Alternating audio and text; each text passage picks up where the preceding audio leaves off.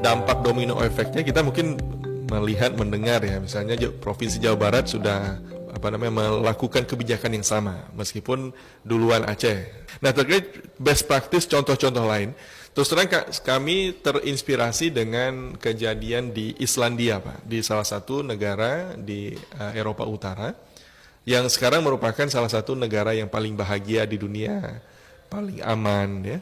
Nah, di sana juga pernah kejadian di tahun sekitar 2015, 2017 terjadi kenakalan remaja yang sangat tinggi. Anak-anaknya mempunyai ketergantungan terhadap miras, terhadap narkoba.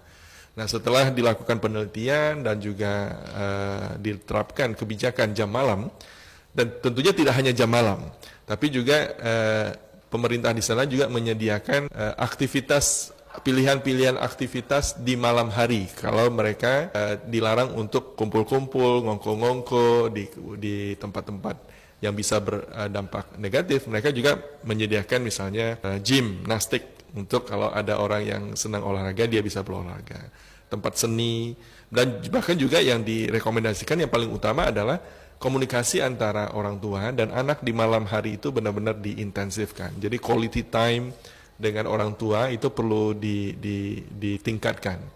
Nah, termasuk juga pemberian parenting skill bagi orang tua, sehingga orang tua dan anak ataupun anak itu merasa nyaman. Orang tua juga tidak melulu marah-marah kepada anaknya, sehingga anaknya tidak merasa nyaman dengan orang tua.